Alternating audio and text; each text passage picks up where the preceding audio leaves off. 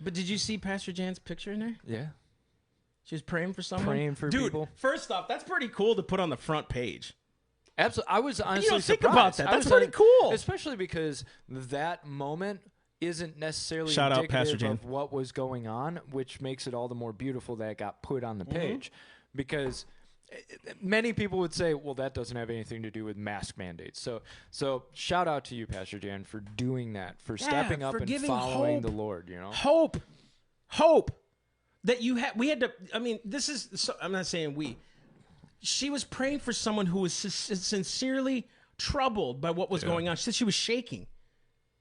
And she comes in and brings peace through the Holy Ghost. That's the job of the Christian. Yeah. Imagine if they just let us do that opening the churches. No, I'm sorry. Churches, you should open your doors. Government has no right to tell you to shut them. Are you crazy? No. I want you to read what I've highlighted. Notice that this commentary states it is similar to the last one in effect, but it's failing to mention one glaring issue.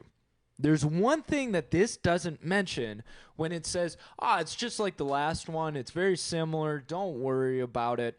And as soon as Kristen is able, we're going to switch to slide 3 because I want to show you a part of the ordinance. So I read through this whole ordinance last night. Let me tell you, it helped me get to bed.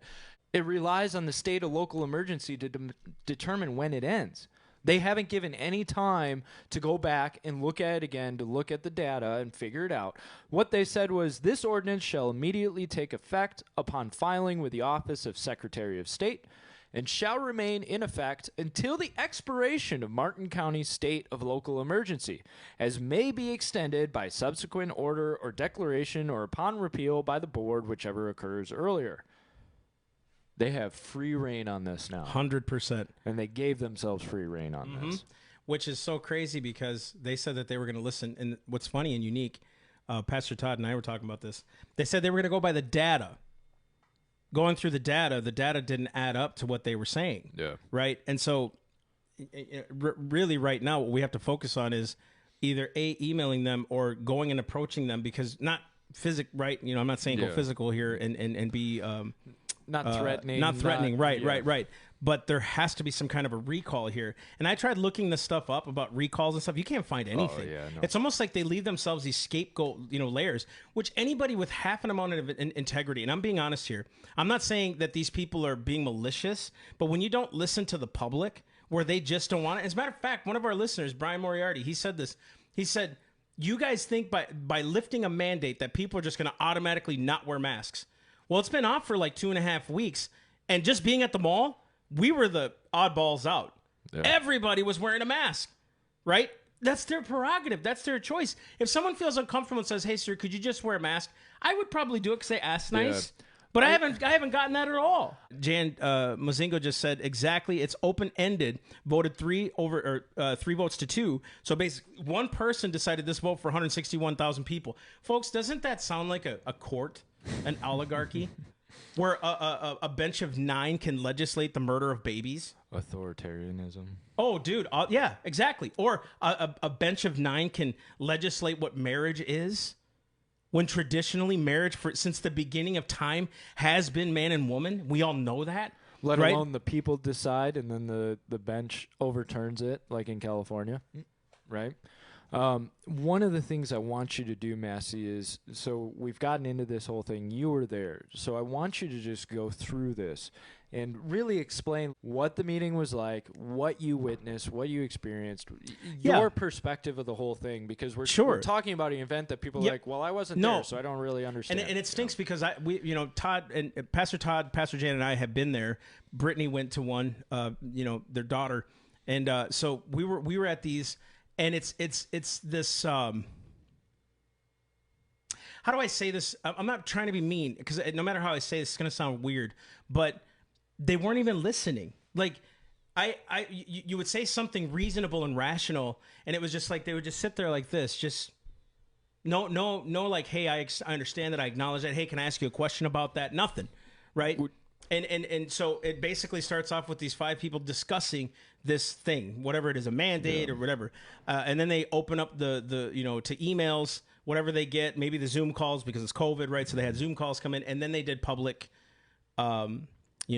statements from the public. And so it's really unique that a lot of us were there without masks, obviously. Some people were there with masks. They distanced 6 feet apart, right? But when there was breaks, they all got together and huddled. It's so, guys, if you guys can't see this is so socialist training and Marxism to the max. They are trying to train you that this is normal.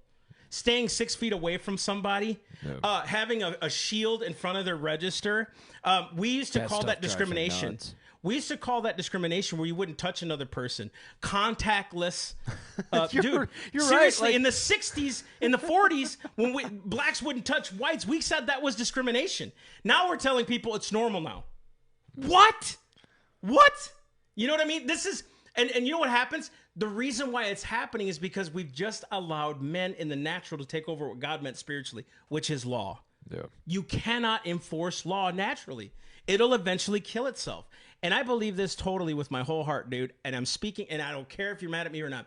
I'm speaking as a Hispanic that has experienced racism. They're trying to cover up socialist failed policies with the word racism. Oh, you know why we're failing? Because of racism. Nope, socialism. And you know what? Let's go with the racism thing for a minute. Dude, who allowed those things to happen? Those same white progressives that said you can kill your babies if you want to. As a matter of fact, we'll murder more black than white. Let's talk about that, right? Let's talk about the fact of those white progressives that keep saying to black people, honestly, and Hispanics, you don't need to do that. We'll take care of you. As a matter of fact, if you divorce your husband and you're single, we'll give you more money. We'll give you food stamps. Yeah, I grew up on them. How come they don't talk about that? You want to talk about real racism? It's in there. It's these policies that keep trying to distort and saying, you know what, if we just had more money, we would fix the problem. No. And then you know what happens when they fail? Racism. That's exactly, they try to divide the people when we should be against what they're doing in government.